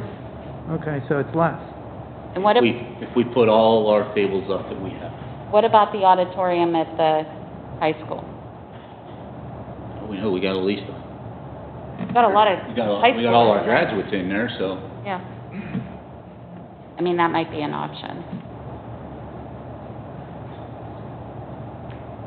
Stadium. Well, It will rain. the other thing to be mindful of, I mean, you still need to distance people. Correct. What we don't want to do is create another health issue on top of everything else. I don't know. I don't have an answer to that. I don't know if you do a split schedule and have two You could have people... or register. three physical, town hall discussion meetings here, and you also put them on YouTube so that you sort of spread things out that way. I mean, I guess there's a couple of different ways to think of this. I mean, YouTube isn't going to give you the ability to interact No. with people, so True. that won't work. But Well, it would give those who are here that ability. I've had parents So you email me, maximize I've been your exposure responding for those who back want to listen. via I'm sorry. email. So, it looks like Ligonier's plan is they're doing 2-hour sessions. They're doing individual buildings, and then if you have a child attending multiple buildings. And it looks like this is running over 1, 2, 3, 4, 5 days, maybe 6 days. And they're doing, I don't know how many students attend Ligonier Valley, I don't know. You might know. About 1,500. So about the same. It's saying that only so many people can attend each one. There's a registration link, so that they know how many people are attending. I mean, that's what they're doing virtually. How many people can actually attend a Zoom? If you use Depends on what kind of Google- subscription you have. 100 typically, if you have the $14.95 a month. Some of these are in the morning, some You of them are can in the use, evening. you can use Google, We might have to discount plan considering the budget. Google, not Google Classroom. I think it's Sounded like a Google commercial Platform. there. I think it's Platform that's unlimited. So we could, Is there more or we less could run room in the a series elementary of virtual. gym, cafeteria? Is there more or I less worry room because, in SES? I've heard from people too. There's Cafeteria. actually people out there trying to I thought it was hire bigger than this. teachers to come teach their kids in the fall. I saw that as well. So are they, my concern was, I immediately went to, are you Been a while. just talking teaching? Or are you Homeschool, talking, or are they're you going to talking- cyber school and have that person be the adult there Right. supervising? Because you still have to have an adult supervising your cyber. So that was just my concern. I mean, like I said, I made a motion to table it, maybe nobody else wants to, so. It is. It is. Yeah, that's actually a low one, but you can still only probably get, depending on how the tables are set, probably maybe only 10 more, because I mean, Well, you don't have to have, oh, you don't have chairs, because you use the tables for chairs. Is that sit in so? those, and I'm telling you what, after a couple hours, man, that's pretty tough. Yo, do you have a second on that motion? No, I second it. so Heather, to table it. So if we table this, somebody needs to, spring into action to get these meetings in place, Yeah. so we can approve this. We were springing into action, getting the I plan, do so. understand that, but if it's tabled and people want to, the reason it's being tabled, because,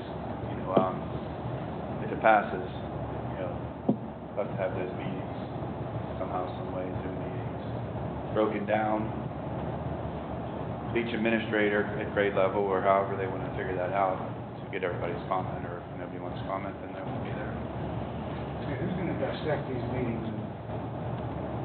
So, Who's gonna dissect these meetings and all the information we're gonna be getting from the community? How are we gonna? I mean, me personally, I don't want to have an auditorium full of people speaking 5 minutes each at a meeting. I mean, I don't want to listen to every single person.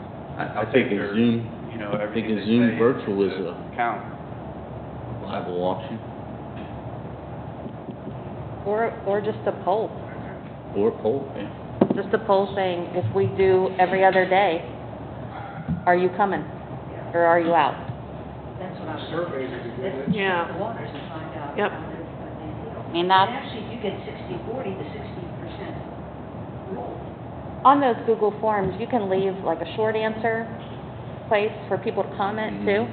So you could definitely, if we can't do the meetings, that's gonna be really hard to put together, although I think it's a good idea. If you need a quick answer, that's probably the way to go. That would be my first preference. A lot of these numbers don't add up to 100. Yeah. And the reason they don't add up to 100% is because of the replies that we got, some of which I cannot repeat. Maybe if it's really straightforward though, if we go to school every other day on a 6-day schedule, will your children participate? Yes or no? Yes. That is the easiest way to draw data. And then analyzing those details, you might say, hey, I do need to have a community or a town hall so that I can explain this a little bit better to the parents so they understand it, and you could kind of shift from there. It might be faster. Survey can be done tomorrow. Right. Yeah, survey can be done tomorrow. so if we're doing a survey, I want it emailed. I don't want it just up on our website.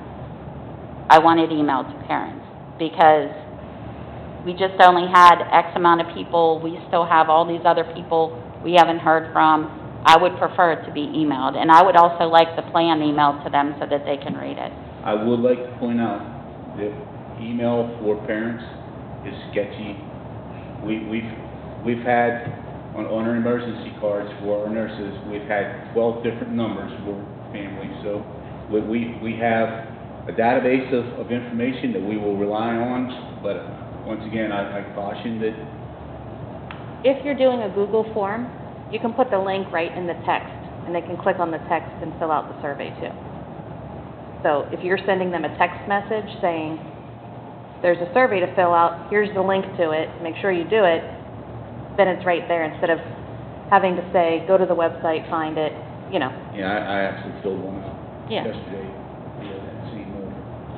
So that could also be, I know I would get a phone call, an email, and a text somehow. So if we had that information to everybody, Yeah, I get all three of them too. yeah. I do too, on both lines. When I send something out, we make sure you get it. Oh, yeah, we get it. Vote on this. Yeah, let's vote on this.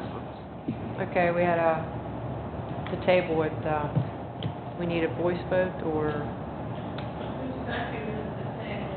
Heather Smith. Well, if you can discern the votes, yes. If you can tell by voice vote. If you Okay. can't tell, then you have to go back. all right. All those in favor of tabling, the reopening plan indicate by saying aye. Aye. Opposed? That's clear. All right.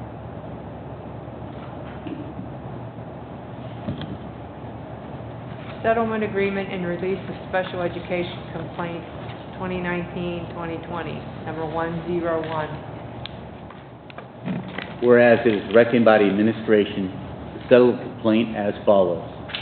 It resolves that the school board approves the adoption of the settlement agreement and release the student and family in the above captioned number and authorizes and directs the payment of $7,500 as follows.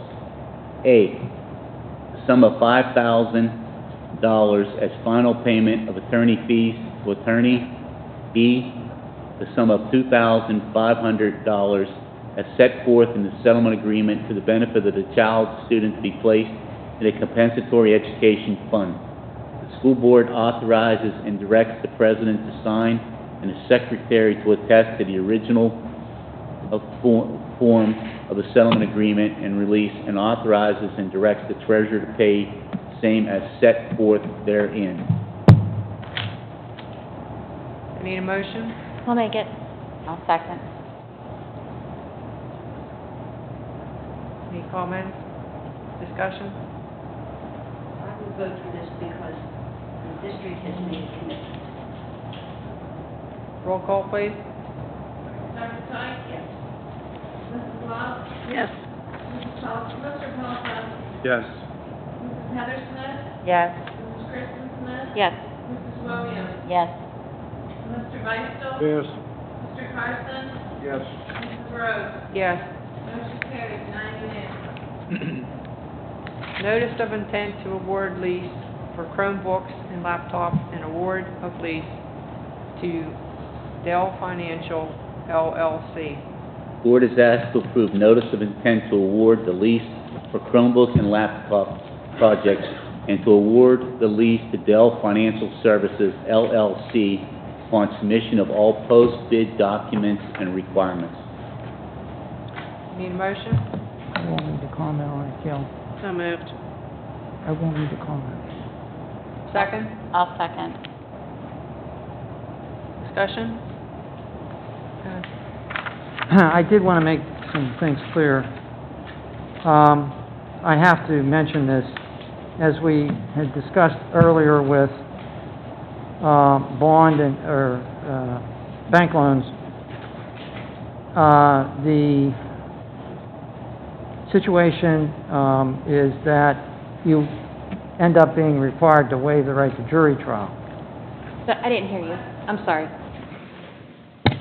There is a jury trial waiver in the lease, so that it would be a judge trial.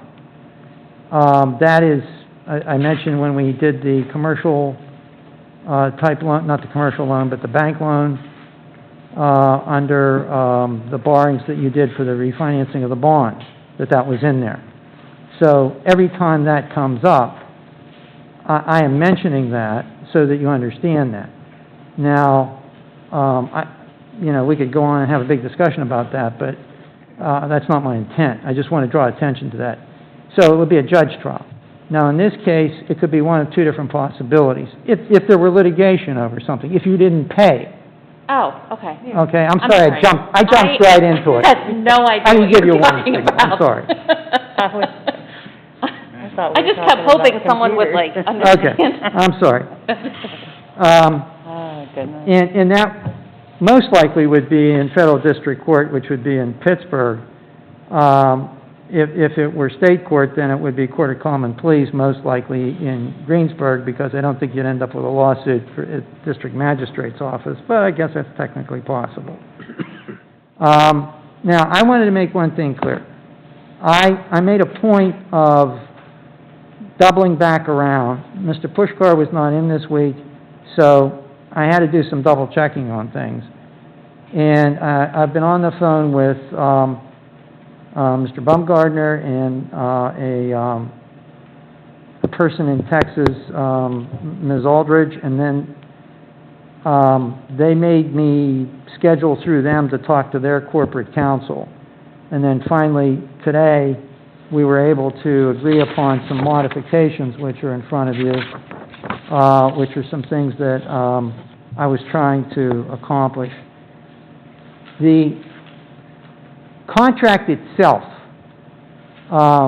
actually gives them, theoretically, a year to deliver. The expected delivery date, and they do that because they're the financing institution. Your real deal is with Dell Financial, because you're doing this financing arrangement. This is kind of complicated, and I don't want to spend more time on it, but unless you want to. You've got the complications of having federal requirements because you're getting federal money. You still have some state requirements. And you're not borrowing money, but you're leasing the equipment. At the end of the lease, you're going to pay $1 and you're going to own it. But because this lease is like a financing vehicle, it's different than just doing a straight-out purchase or going to your own bank and borrowing the money. I wanted to mention that about what the expected delivery date is, because I just wanted you to be aware of that. What is the expected? November. On my paper. November, November. yes. Yes, waiting from May into June has cost time. Well, we had to put a bid out, right? We did. So we didn't really have a choice. I don't know what the choice is unless somebody was omniscient in April or something. We won't even have them for the beginning of the school year. I don't see how, because in May, the expected delivery date was the end of August at best. In May.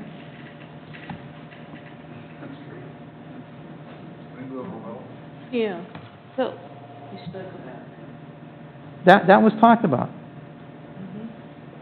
wait, we knew it was November? I didn't know it was November until... No, that in May, Oh, it was August. when still a decision hadn't been made, because the decision to go forward with allowing Mr. Clara just to input the data was not made until June, the middle of June.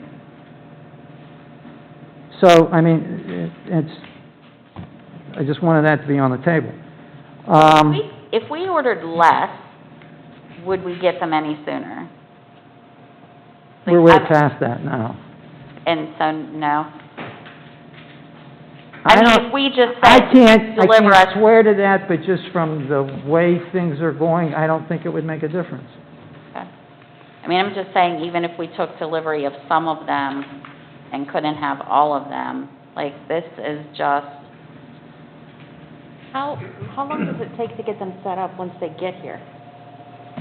And like unboxed, distributed? You know, remember, I am not technologically savvy, but I think the hardest part would be to get them all unpackaged.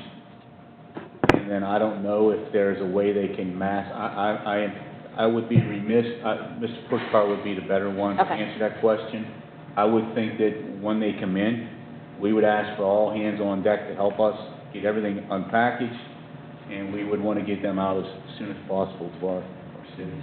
I'm just wondering if we'd have to put like the antivirus malware stuff on, if we'd have to download all that, if that would be part of, or do they come already? I thought they came with that, the Microsoft package, but It comes with Sometimes they certain come, but they software, I still need can't specifically updated. say You know, everything. it just depends. Like when you get a I'm new sorry, phone, but I there's an don't really- update you still have to do. I really honestly don't know Okay. the answer to that question.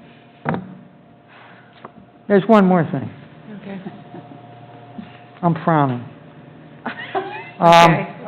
Take your word. I spent multiple go-rounds arguing with, by phone, email, that the lease has language in it because they're the financing entity. They don't actually have more money to work with. Boo-hoo. But it's a practical problem of using this kind of a vehicle. I don't know if ever want to get involved in this again. Between now and, I'm not sure exactly the cutoff date, but up till now, we're okay. But there's language in here that if there are tariffs that go on, that those could be passed on. I don't have a solution for that. There isn't any. There aren't any now. Everything's built in.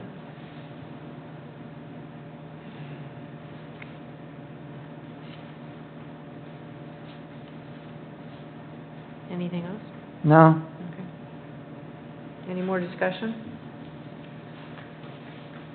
So what's your recommendation? It's the only game left.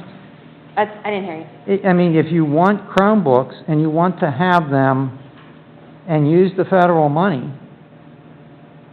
We already used those numbers in. and you already used the numbers. Now, Submitted it. you We're- could we're- you could theoretically give up all that money. No. I mean, no, we could, but no. My vote would be no. We had to submit it in order to get prior Right. approval so That's what that I we thought. can even go. So we're kind of stuck, Mm-hmm. like always. I make a motion to approve this, unless somebody else already did and I missed it. We're stuck. Second? motion already given? I thought we had. Mrs. Love Maybe. did. I don't remember. I thought so. Okay, let's vote. Okay, yeah, that's right, did David after, okay. Any more discussion? I motion to vote. All right, roll call, please. Mrs. Love? Yes. Mr. Polakowski? Yes. Mrs. Heather Smith? Yes. Mrs. Kristen Smith? Yes. Mrs. Williams? Yes? Mr. Beistel? Yeah. Mr. Carson? Yes. Dr. Fike? Yes. Mrs. Rhodes? Yes. Motion carries 9 unanimous. So may I ask a question now that that's voted on? It doesn't have anything to do with the vote. Oh, How, I'm you sorry. have plans in place on how to do this virtually without these computers, I'm assuming? Because they're not going to be here. We're gonna have to rely, we still have some that are stockpiled. Okay. And then we still have kids that Still have them. Still Okay. have them. All right. Establishment of budget for PCCD 2021 school safety and health funding and grants. Mr. Koenig, I have to ask this question because you and I have been going around and around on this today. Mr. Claire and I worked up until like 3:30 this afternoon to get this information. I don't have it on that resolution. I don't want the public to be misled because there's a blank resolution. I provided the board with the actual grant listings themselves. Is that going to be sufficient? What is going to be sufficient? I think you should read the report that you and Mr. Clara have generated, because I think you have done, terrific work within high pressure in a short period of time. But the best way to do that, and it's another one of these situations, there's just not enough time to do these things. The PDE form comes out on June 16th, giving you to the end of the month to jump through all these hoops. So I'd just suggest you reading your, the numbers that you came up with for the kinds of things you're going to do. Now, just to make it clear, I wanted to reemphasize this. You have to have a budget, but it can be changed, and I expect it will be. It's different, set up differently than the thing that you just did, that, you send that in, and that's it. In this case, you send in the budget, you can make changes to that, you have to then put them into the system. But it took Mr. Clara a tremendous amount of time just to input it into the system, let alone on top of all the research that had to be done by Mr. Clara and Mr. Masha and some other folks.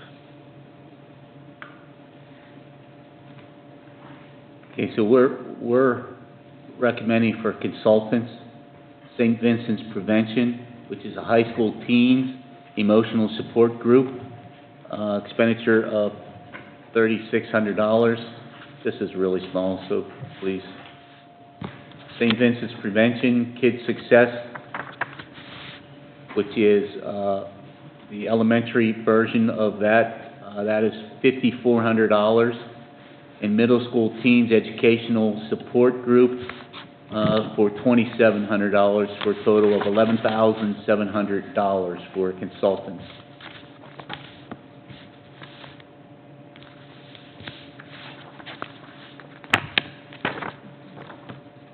Anything else? Is that- Oh, there's a lot. Okay, okay. There is an elevated temperature detection system, which is a scanner whenever you walk through it. Unit price is $10,065. If we put one in each school, which would really speed up the process if we have to take temperatures for every, He has it in that there. might be better. Okay. Every student coming in, that totals $40,263. Okay,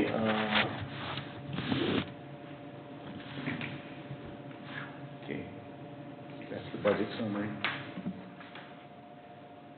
Supplies and operating expenses, 180 self-care for educators books, for a total of $5,112. Children's masks for a total of $19,600. COVID disinfectant cleaner, $1,836. Disinfectant wipes, $2,400. Face shields for teachers, $1,360. Flash drives for students, $5,940. Fogger solution, $6,250. Fogger sprayers, $21,600. Hand sanitizer, $21,600. Handheld thermometers, $1,399. HEPA air purifiers for nurses' offices and offices, $3,532. Kleenex facial tissues, $12,134. Nope, I'm sorry, I'm reading the wrong line. This is so small.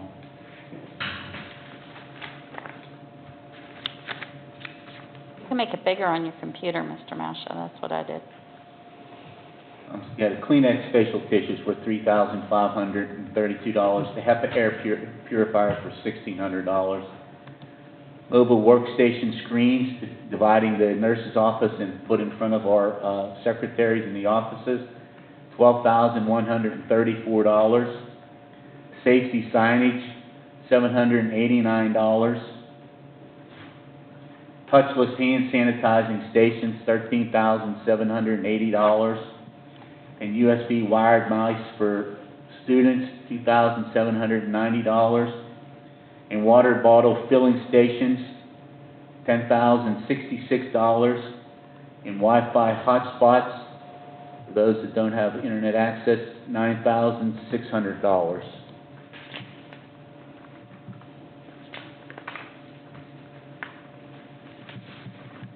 And I believe that is everything. What's that come to?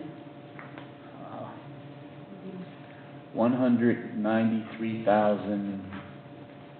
I believe. And that's CARES money. That is the federal, that's the COVID Safe and Secure School grant. That's different. Yes. COVID. Yeah, $193,351. Do you get it all? We want every penny. Is that the one that's not, it's a non-competitive grant? Yes, So we should get that? yes. Because I think it listed every district and what they should get. Problem was you had to do this intensive grant by the 30th. And I would like to point out that, once again, this is a situation similar to our Chromebooks. There is a backlog on some of these items. Well, we gotta get it out before the 30th anyway, or we're gonna lose the opportunity. But the quicker we can order these items, the greater the possibility that we're gonna have them in hand for the start of school. And, you know, some of these items, we really should have in hand. So you have the motion already? I was just gonna call for that. Oh, I'll make that motion. All right, second? I'll second. Any further discussion? Roll call, please. Mr. Polakowski? Yes. Mrs. Heather Smith? Yes. Mrs. Kristen Smith? Yes. Mrs. Williams? Yes. Mr. Isto? Yes. Mr. Carson? Yes. Dr. Pike? Yes.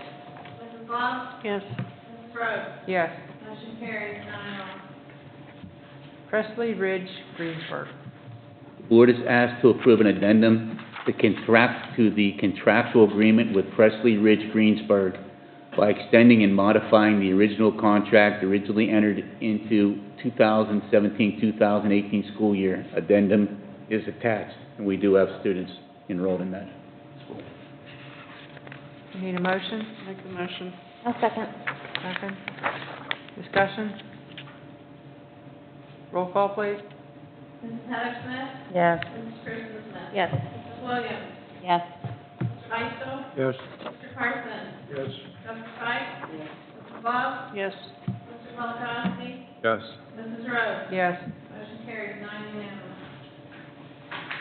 Resignation of Charlie Swink as AD and Equipment Manager.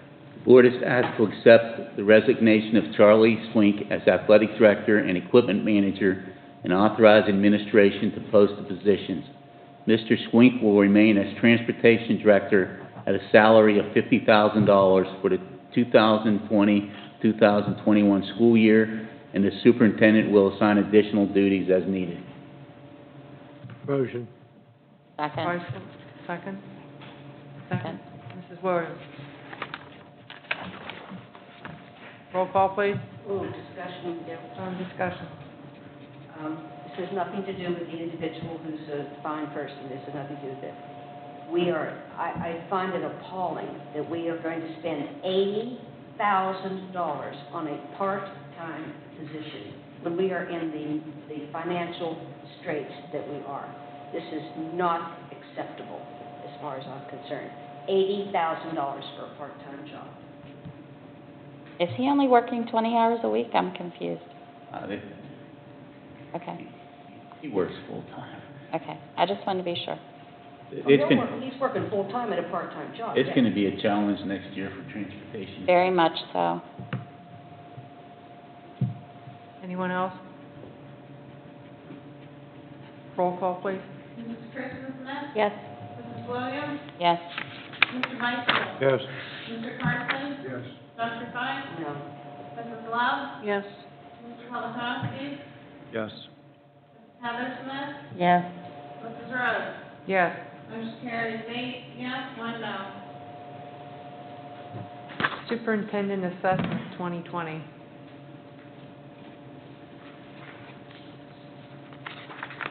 Did you skip something, or did that get taken off?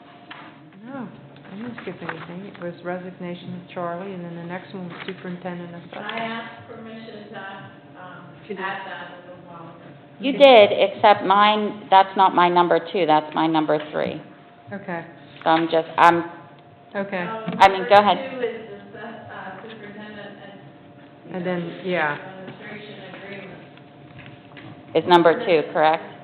administrative assignment, I'm sorry.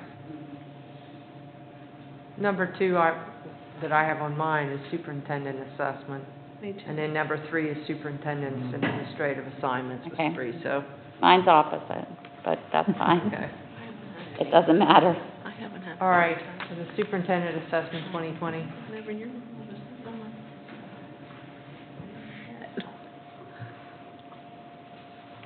Board hereby approves the superintendent assessment for 2020 and declares it complete. All in favor? Just have to have a voice vote on this, Dave? We need a Looks motion. like it. You need a motion Oh, and a okay. second. I need a motion then. I'll make a motion. Second. Ms. Williams, Mr. Beistel. All right, now, all in favor, indicate by saying aye. Aye. Opposed? All right, the ayes have it. Superintendent's administrative assignments. It is recommended by the superintendent to establish and confirm administrative positions as set forth below.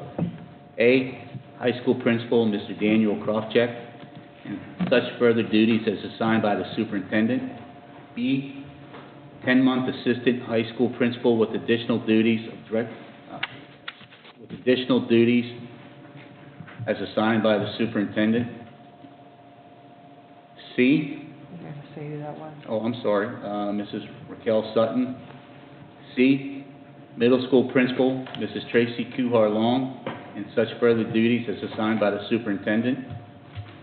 D, elementary school principal, Mr. Daniel Clara, office station at Southmoreland Elementary School, and such further duties as assigned by the superintendent. E, primary center principal, Mr. Daniel Clara.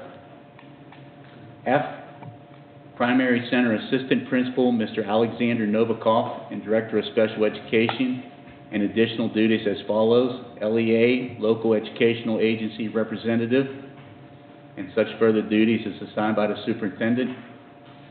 He will be stationed at the Southmoreland Primary Center, and school psychologist, Mr. Ronald Haichu, additional duties, supervisor of pupil services, and such further duties as assigned by the superintendent. You need a motion? I'll make it. I'll second. Ms. Williams? Any discussion? Roll call, please. Mrs. Williams? Yes. Mr. Beistel? Yes. Mr. Carson? Yes. Dr. Pike? Yes. Mrs. Love? Yes. Mr. Polakowski? Yes. Mrs. Heather Smith? Yes. Mrs. Kristen Smith? Yes. Mrs. Rhodes? Yes. Motion carries 9 unanimous. Head coaches for the 2020-2021 school year. Board is asked to approve the list of head coaches for the 2020-2021 school year. Supplemental salaries will only be paid if the season is permitted to be conducted. Need a motion? I'll make a motion. One second. I'll second. Mrs. Love. Any discussion? Roll call, please. Mr. Beistel? Yes. Mr. Carson? Yeah. Dr. Pike? Yes. Mrs. Love? Yes. Mr. Polakowski? Yes. Mrs. Heather Smith? Yes. Mrs. Kristen Smith? Yes. Mrs. Williams? Yes. Mrs. Rhodes? Yes. Motion carries 9 unanimous. Resignation of woodwind instructor. Board is asked to consider the approval of Benjamin Hennigan. I'm sorry. The board is asked to consider the resignation of Benjamin Hennigan as woodwind instructor for the Southmoreland Marching Band effective immediately. Don't you have and post the position? What am I doing? That is a position that is, I think, recommended by the band director. I don't know, I just, like, usually, if you just have a resignation, you say, post a position or something. I have never done that. Usually the band. They take care of it, They usually recommend it. and they should accept it. Need a motion? Make the motion. Love, second. I'll second. Ms. Williams. Discussion? Roll call, please. Mr. Carson? Yes. Dr. Pike? Mrs. Love? Yes. Mr. Polakowski? Yes. Mrs. Heather Smith? Yes. Mrs. Kristen Smith? Yes. Mrs. Williams? Yes. Mr. Beistel? Yes. Mrs. Rhodes? Yes. Motion carries 9 unanimous. Do we have any citizens' comments? Yes, I have a citizen's comment. I want to wish Mr. Marnell happy birthday. He came in on his birthday. Oh, Thanks, happy Dr. Frank. birthday. Happy birthday. Any So- other citizens' comments? You could pull your ears. No, none? I just want to make sure if we're doing that by survey, that we allow for people to pick a survey up at the office in case they don't have internet. And could we send something out to students' emails? We have student email addresses. I mean, maybe that could go out to them and, you know, I don't know. I just want to reach as many people as possible, no matter which option we choose to do. And any motion for adjournment? I'll make it. Who was that? Me. Oh, okay, second. I'll second. Okay. All those in favor? Aye. Opposed? We're adjourned. Have a nice vacation. Good night, everyone. Thank you. She's home alone. Richard. Oh, my gosh. That was ridiculous. She's home. Thank you, Dr. Frank. I appreciate that. Not an ideal way to spend your birthday, Jim, but you're here. Hey, we're alive. That's what counts. Ms. Polk, if we start the interview process for, I don't know if we're on there or not. if we start the interview process,